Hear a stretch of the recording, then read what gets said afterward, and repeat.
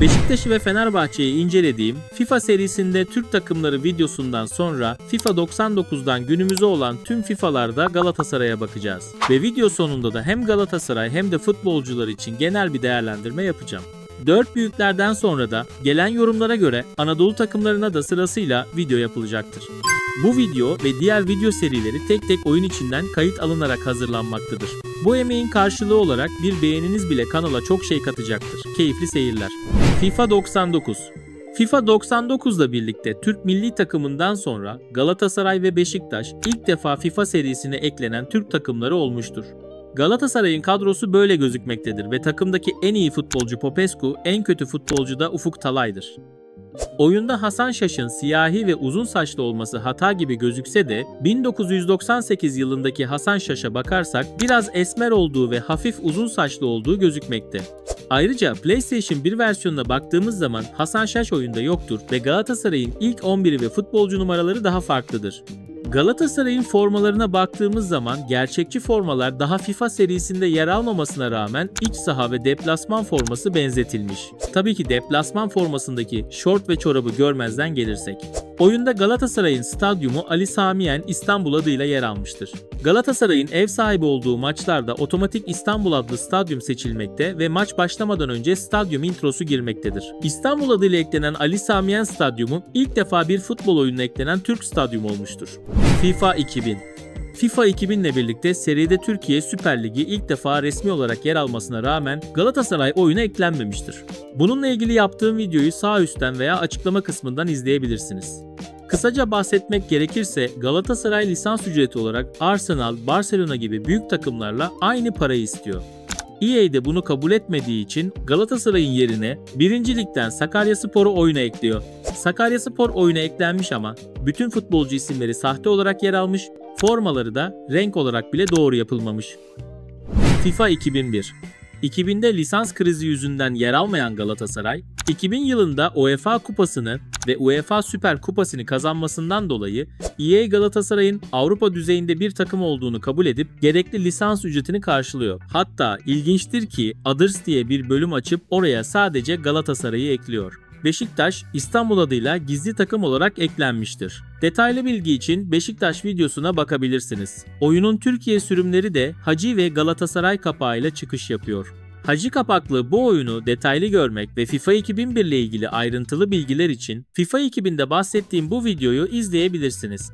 Oyuna EA Galatasaray'ı o kadar zoraki bir şekilde eklemiş ki iç saha ve deplasman formaları bu şekilde gözüküyor. Oyunun kapağında bile forma böyle gözükürken neye dayanarak sallama bir forma eklemişler gerçekten anlamak güç. Formasının sallama olması dışında takımdaki futbolcuların güçleri de Hacı ve Popescu hariç neredeyse en düşük seviyede ayarlanmış, Emre Belözoğlu'nun kel olması, Hakan Ünsal'ın uzun saçlı olması gibi hatalar da yapılmış. Oyunda Galatasaray'la sadece dostluk maçı yapabiliyoruz. Ne turnuva modunda ne de Şampiyonlar Ligi modunda Galatasaray'ı seçip bu modlarda oynayamıyoruz. Sadece Şampiyonlar Ligi maçlarında rakip olarak karşımıza çıktığında karşı tarafa geçersek Galatasaray'ı yönetebiliyoruz. Takım kadrosunun bu şekilde gözüktüğü oyunda en güçlü Galatasaraylı futbolcu o zamanlar 56 üzerinden hesaplanan 51 reytingli Hacı, en kötü futbolcu da 16 reytingli Kerem İnan'dır. Ayrıca videonun en sonunda genel futbolcu değerlendirmesi yaptığım kısımda bu reytingleri 99 üzerinden hesaplayıp paylaşacağım. FIFA 2002. FIFA 2002'ye Galatasaray lisanslı olarak Beşiktaş'ta yine İstanbul adıyla gizli olarak eklenmiştir. Oyunda Galatasaray'ın Telsim'le sponsorluk sorunu yaşadığı sezonun iç saha ve deplasman formalarının sponsorsuz olan halleri oyuna eklenmiştir. Oyunun GameCube versiyonunda deplasman formasındaki logo hatasız şekilde yer almış. Ayrıca oyunun giriş videosunda Galatasaray'ın Telsim sponsorlu 2000-2001 sezonu forması gözükmektedir. 2001'in aksine 2002'de takım gücü ortalama olarak ayarlanmıştır ve kadrosu bu şekildedir. 99 rating sistemine ilk defa geçilen oyunda takımdaki en iyi futbolcu 79 ratingde Popescu, en kötü futbolcu da 50 ratingde Mehmet Bölükbaşı'dır. FIFA 2003. FIFA 2003'te Galatasaray, Türkiye Süper Ligi'nden oyunda yer alan tek Türk takımıdır. Galatasaray, Arsenal, Barcelona, Real Madrid gibi takımlarla aynı düzeyde oyuna eklenmiştir. Kadrosuna da baktığımız zaman çoğu futbolcunun reytingi 85 üzeri gözükmektedir. Hasan Şaş, Ümit Karan, Serkan Aykut, Berkant Göktan ve Sergen Yalçın gibi futbolcular FIFA serisine ilk defa gerçek yüzü eklenen Türk isimler olmuştur. Kadrolarında en son Temmuz ayının başında ayarlandığını, 1 Temmuz 2002'de takıma gelen Fabio Pinto'nun kadroya eklenmesinden ve 2 Temmuz 2002'de takıma gelen Elvir Balic'in kadroya eklenmemesinden anlıyoruz. Fakat 30 Haziran 2002'de kiralık sözleşmesi dolmasına rağmen Sergen Yalçın oyunda Galatasaray'ın kadrosunda yer almıştır. Galatasaray seride iç saha, deplasman, alternatif ve kaleci forması ilk defa oyunda olan Türk takımı olmuştur. FIFA 99'da İstanbul adıyla temsili de olsa eklenen Ali Sami Yen Stadyumu da ilk defa FIFA 2003'te tamamen gerçekçi ve lisanslı olarak oyunda yer almıştır. Tabii ki 82.000 olan kapasite hatasını görmezden gelirsek. FIFA 2004 Galatasaray 2004'te yine Süper Lig'den eklenen tek takım olmuştur. 2003'ün aksine ortalama düzeyde bir takım olarak oyuna eklenmiştir. Oyunda iç saha, deplasman ve kaleci forması böyle yer almıştır. Ayrıca FIFA 2003'ten kalan 3. formada oyun dosyalarından kaldırılmadığı için Galatasaray'ı seçtiğimiz zaman menüde gözükmektedir. Gereksiz bilgi olarak da oyunun PlayStation 1 versiyonunda 2003'teki formalar oyuna eklenmiş. Galatasaray'ın oyundaki kadrosu bu şekildedir ve takımdaki en iyi futbolcu 81 reytingle Mondragon, en kötü futbolcu da 53 reytingle Ömer Erdoğan'dır. Önceki oyunda yer alan Ali Sami Yen Stadyumu FIFA 2004'te de yer almış ve bu sefer kapasitesi de 40.000 olarak yine hatalı şekilde eklenmiştir. Ve FIFA 2004 ile birlikte Türk milli takımından sonra ilk defa bir Türk takımının tezahüratları oyuna eklenmiştir ve Galatasaray 2004'ten beri taraftar tezahüratları olan Süper Lig'deki tek Türk takımı olmuştur.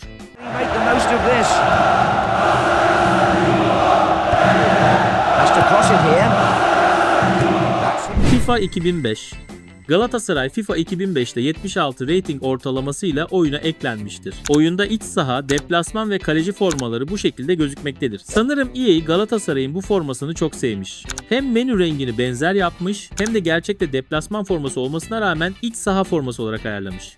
Gereksiz bilgi olarak da yine 2004'te olduğu gibi FIFA 2003'ten kalan 3. forma oyunun dosyalarında bırakılmıştır ve PlayStation 1 versiyonunda bu 3. forma seçilebilmektedir.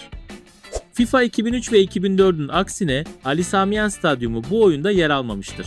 Fakat stadyum dosyaları oyunun içinde bırakıldığı için birkaç ayar yaparak bazı görseller eksikte olsa Ali Sami Yen Stadyumunu oyunda açabiliyoruz.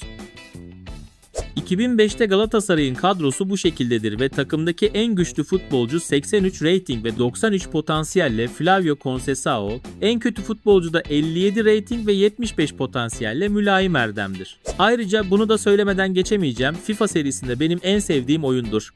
Özellikle kariyer modundan aldığım zevki hiçbir FIFA oyunundan almadım. FIFA 06 FIFA 06'da Galatasaray 72 rating ortalamasıyla oyunda yer almıştır. Galatasaray ve Fenerbahçe Süper Lig'den oyuna eklenen tek Türk takımları olmuştur. Oyunda Galatasaray'ın iç saha ve deplasman formaları böyle gözükmektedir. Önceki 3 oyunun aksine kaleci forması FIFA 06'da yer almamıştır. FIFA 6 ile Galatasaray'da futbolcuların reytingi 80'in altına düşmüştür. 80 üstü tek futbolcu, 86 reytinge rağmen 79 potansiyeli olan Saša Ilić, en kötü futbolcu da 60 rating ve potansiyelle Uğur Uçar'dır. Ek olarak da topladığımız puanlarla Fanshop'tan açabileceğimiz oyunda klasik 11 takımında yer alan Galatasaraylı efsane futbolcu Hacı'nin biyografisi yer almaktadır. FIFA 07 FIFA 07 ile beraber ilk defa FIFA 2000'de yer alan Türkiye Süper Ligi uzun bir aradan sonra oyuna eklenmiştir.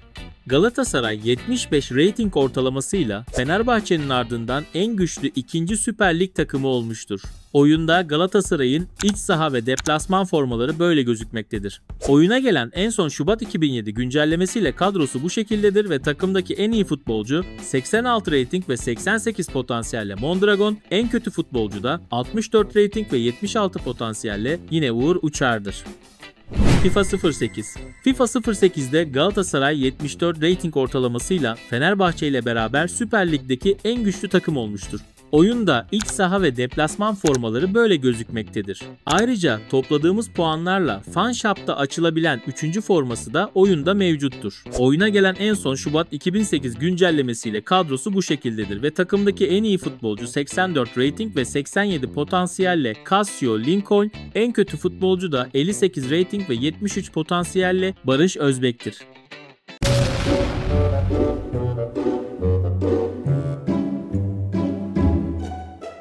FIFA 09. Galatasaray 76 rating ortalamasıyla yine Fenerbahçe ile beraber Süper Lig'deki en güçlü takım olmuştur. Oyunda iç saha ve deplasman formaları böyle gözükmektedir. Oyuna gelen en son Şubat 2009 güncellemesiyle kadrosu bu şekildedir ve takımdaki en iyi futbolcu 82 rating ve 85 potansiyelle Casio Lincoln, en kötü futbolcu da 52 rating ve 70 potansiyelle Fatih Serkan Kurtuluş'tur. FIFA 10. Galatasaray 77 rating ortalamasıyla yine Fenerbahçe ile beraber Süper Lig'deki en güçlü takım olmuştur. Oyunda iç saha ve deplasman formaları böyle gözükmektedir. Ayrıca FIFA 2008'de olduğu gibi topladığımız puanlarla Fanshop'ta açılabilen mor forması da mevcuttur. Oyuna gelen en son Şubat 2010 güncellemesiyle kadrosu bu şekildedir ve takımdaki en iyi futbolcu 83 rating ve 86 potansiyelle Servet Çetin, en kötü futbolcu da 60 rating ve 70 potansiyelle yine Fatih Serkan Kurtuluş'tur. FIFA 11. Galatasaray 77 rating ortalamasıyla yine Fenerbahçe ile beraber Süper Lig'deki en güçlü takım olmuştur. İç saha, deplasman ve Arda Turan'ın en sevdiği alternatif forma oyunda böyle gözükmektedir. En son FIFA 2005'te eklenen kaleci forması da FIFA 11 ile birlikte tekrar eklenmeye başlamıştır. Oyuna gelen en son Şubat 2011 güncellemesiyle kadrosu bu şekildedir ve takımdaki en iyi futbolcu 82 rating ve 88 potansiyelle Arda Turan, en kötü futbolcu da 52 rating ve 73 potansiyelle Ahmet Kesim'dir. FIFA 12. FIFA 12 ile birlikte Süper Lig oyundan çıkarılmıştır ve Galatasaray 75 rating ortalamasıyla Süper Lig'deki tek Türk takımı olarak oyunda yer almıştır. İç saha, deplasman, alternatif ve kaleci formaları oyunda böyle gözükmektedir. Oyuna gelen en son Şubat 2012 güncellemesiyle kadrosu bu şekildedir ve takımdaki en iyi futbolcu 80 rating ve 81 potansiyelle Felipe Melo, en kötü futbolcu da 59 rating ve 64 potansiyelle Fatih Serkan Kurtuluş'tur. FIFA 13. FIFA 13'te Galatasaray 78 rating ortalamasıyla Süper Lig'den eklenen tek takım olarak yer almıştır. İç saha, deplasman, alternatif ve kaleci formaları oyunda böyle gözükmektedir.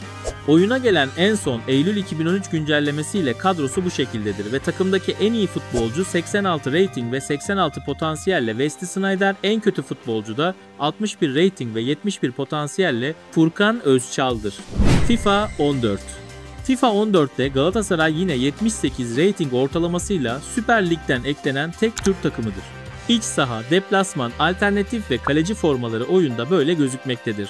Oyuna gelen en son Eylül 2014 güncellemesiyle kadrosu bu şekildedir ve takımdaki en iyi futbolcu 85 rating ve 85 potansiyelle yine Wesley Sneijder, en kötü futbolcu da 52 rating ve 71 potansiyelle İbrahim Coşkun'dur. FIFA 15. Uzun bir aradan sonra Süper Lig FIFA 15'te tekrar oyuna eklenmiştir. Galatasaray 76 rating ortalamasıyla Süper Lig'deki en güçlü Türk takımı olmuştur. İç saha, deplasman, alternatif ve kaleci formaları oyunda böyle gözükmektedir. Oyuna gelen en son Eylül 2015 güncellemesiyle kadrosu bu şekildedir ve takımdaki en iyi futbolcu 84 rating ve 84 potansiyelle yine Wesley Sneijder, en kötü futbolcu da 54 rating ve 76 potansiyelle Birhan Vatansever'dir. FIFA 16. Galatasaray 75 rating ortalamasıyla Fenerbahçe ve Beşiktaş'ın ardından Süper Lig'deki ikinci en güçlü takım olarak yer almıştır. Oyunda iç saha, deplasman ve kaleci formaları böyle gözükmektedir. Önceki oyunların aksine 3. forması FIFA 16'da yer almamıştır. Oyuna gelen en son Eylül 2016 güncellemesiyle kadrosu bu şekildedir ve takımdaki en iyi futbolcu 82 rating ve 82 potansiyelle Wesley Sneijder ve Fernando Muslera, en kötü futbolcu da 56 rating ve 66 potansiyelle İsmail Çipe'dir. FIFA 17. Galatasaray 76 rating ortalamasıyla en güçlü 3. Süper Lig takımı olarak oyunda yer almıştır. Oyunda iç saha, deplasman ve kaleci formaları böyle gözükmektedir. Oyuna gelen en son Eylül 2017 güncellemesiyle kadrosu bu şekildedir ve takımdaki en iyi futbolcu 83 rating ve 83 potansiyelle Wesley Sneijder, en kötü futbolcu da 53 rating ve 73 potansiyelle Batuhan Ahmet Şen'dir.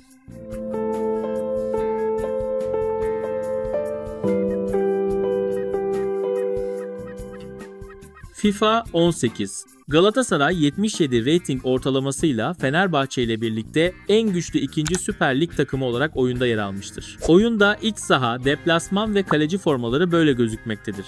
Oyuna gelen en son Eylül 2018 güncellemesiyle kadrosu bu şekildedir ve takımdaki en iyi futbolcu 81 reyting ve 81 potansiyelle Muslera ve Belhanda, en kötü futbolcu da 57 reyting ve 66 potansiyelle Celil Yüksel'dir.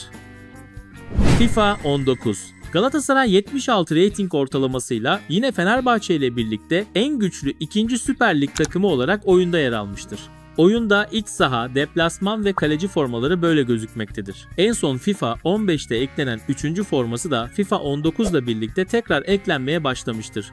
Oyuna gelen en son Eylül 2019 güncellemesiyle kadrosu bu şekildedir ve takımdaki en iyi futbolcu 81 reyting ve 81 potansiyelle Fernando Muslera, en kötü futbolcu da 60 reyting ve 77 potansiyelle Batuhan Şen'dir.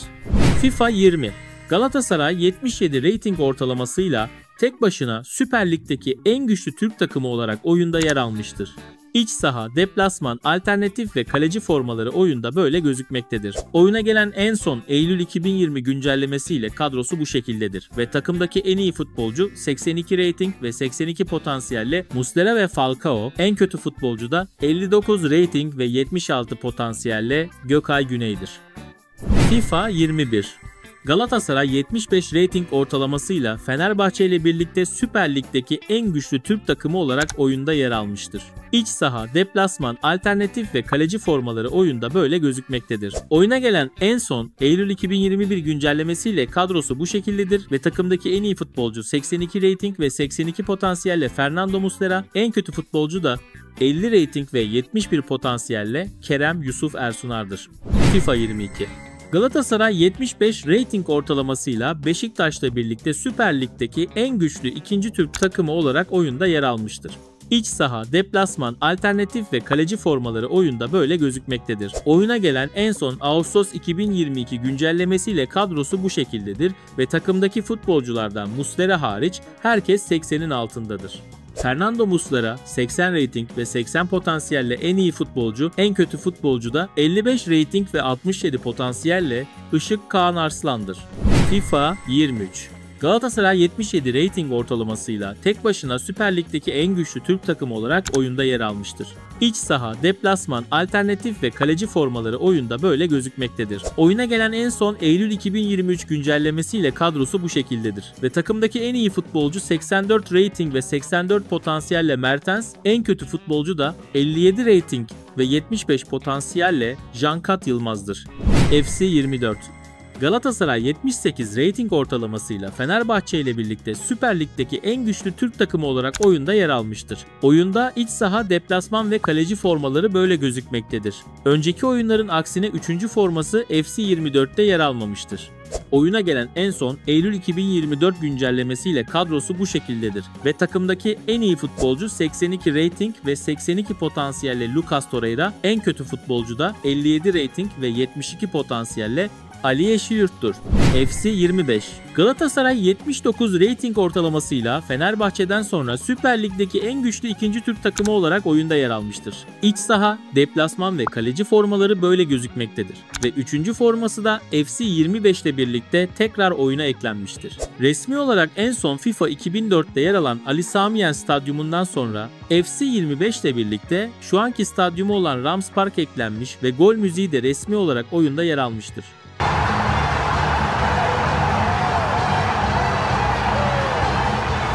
Oyuna gelen en son Temmuz 2025 güncellemesiyle kadrosu bu şekildedir ve takımdaki en iyi futbolcu 87 reyting ve 89 potansiyelle Victor Osimhen, en kötü futbolcu da 60 reyting ve 79 potansiyelle Kadir Subaşı'dır.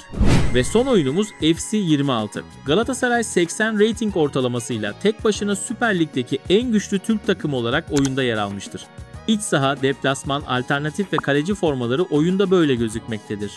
Önceki oyunda olduğu gibi yine Rams Park ve gol müziği de FC 26'da yer almıştır. Videoyu hazırladığım tarihte oyuna gelen 12 Kasım 2025 güncellemesiyle kadrosu bu şekildedir ve takımdaki en iyi futbolcu 87 rating ve 89 potansiyelle yine Victor Osimhen, en kötü futbolcu da 60 rating ve 79 potansiyelle Gökdeniz Gürpüz'dür. Evet, video sonunda genel bir değerlendirme yaparsak Galatasaray'la ilgili kısım biraz karışıyor. Oyunlarda Galatasaray'a baktığımızda en güçlü olduğu oyun FIFA 2003 gözüküyor.